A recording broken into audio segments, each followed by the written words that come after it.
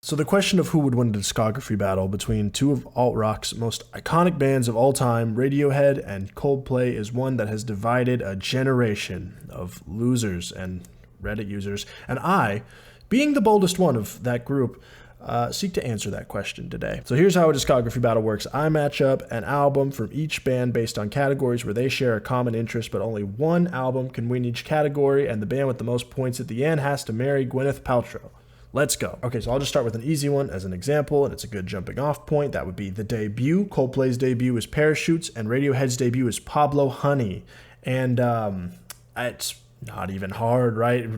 I'm sorry, Radiohead fans. Coldplay easily wins this one. Parachutes, to this day, it's still one of the best albums, like alt-rock albums of its time. And I feel like it's done nothing but age well, especially when considering like the whole discography of the band. Whereas Pablo Honey has done nothing but age more poorly, especially when compared with everything Radiohead did after this. Like if Radiohead had just put out Pablo Honey, that'd be one thing you could maybe look at back at it and be like, oh yeah, that was a good like album trapped in its era, but like it's obliterated by everything else Radiohead has done, and it feels very of its time. Parachutes feels a lot more timeless, so Coldplay starts out strong. They get the point here. Okay, so the next category we're gonna do is the polar opposite, flipping it. It is the most recent album.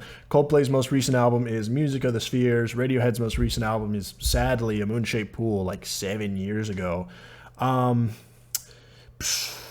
of these albums has Selena Gomez and BTS on it, and one of them should have Selena Gomez and BTS on it, but Moon-Shaped Pool still wins regardless. I cannot stand Music of the Spheres. There's like one good song on there. To throw the rest of that shit out the door. Next category we're gonna do is the smash hit. So that's the best-selling album from either of these artists' catalog. For Coldplay, that would be A Rush of Blood to the Head, and for Radiohead, obviously their best-selling album of all time is OK Computer. This is the death threat category. I don't know why I decided to do this one.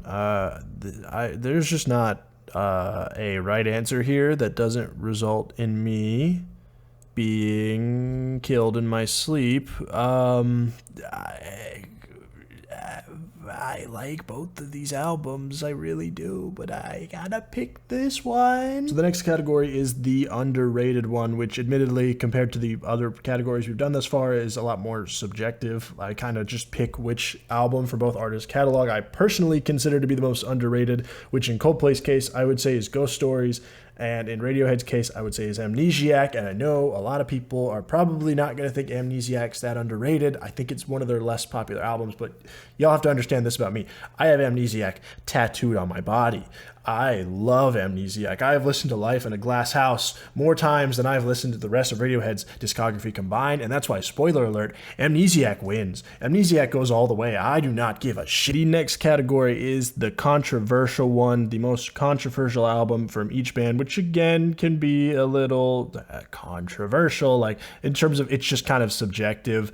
In my opinion, of the albums I haven't already named, I would say Coldplay's most controversial album was Milo Xyloto, and Radiohead's was The King of Limbs. And they're both controversial for like polar opposite reasons, by the way. Milo Xyloto was like the first Coldplay album where people were complaining a lot that they went like too pop, quote unquote.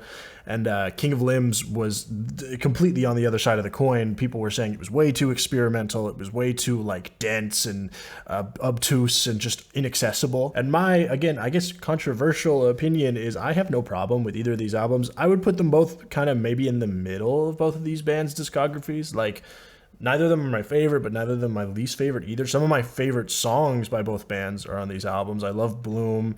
I love Up in Flames and Up with the Birds. I think of all the like pop albums that Coldplay has put out thus far, Milo Xyloto is the one with like a really interesting narrative. It's the one with the most colorful instrumentation.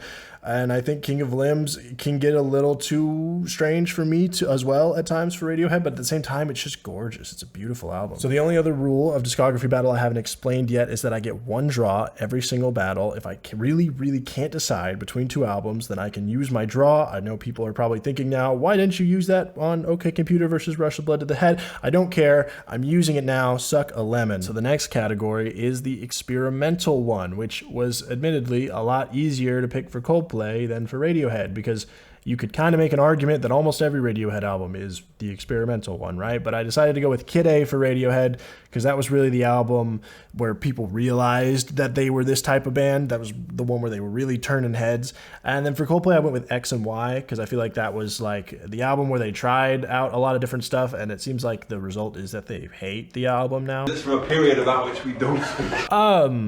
I like X and Y. I do. Yeah, there's some good songs in X and Y. Till Kingdom Come, Twisted Logic, Square One.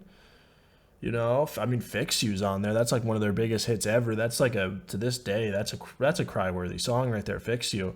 Kid A wins. It kind of feels like a mouse fighting a chainsaw, but I like X and Y. Okay, so we've made it to the last category. I apologize. I can't fit every album neatly into a category where it can go up against another album. Like, I'm not sure how I would pair up Hail to the Thief and Everyday Life or something like that. And it definitely seems as though Radiohead has kind of run away with the lead at this point. I don't like stuff like that because I hate when people who use Rate Your Music are happy. I think they deserve all the misery that led them to this point in their life where they're using Rate Your Music in the first place. So for the last category, I decided to go for the low-key favorite. That's the album that's like not necessarily the best-selling or the highest rated of all time, but a lot of the fan base are like ride or die for this album, and they'll hold it as one of their highest albums of all time, which for Radiohead is definitely In Rainbows, and for Coldplay, I would say is easily Viva La Vida or Death and All His Friends.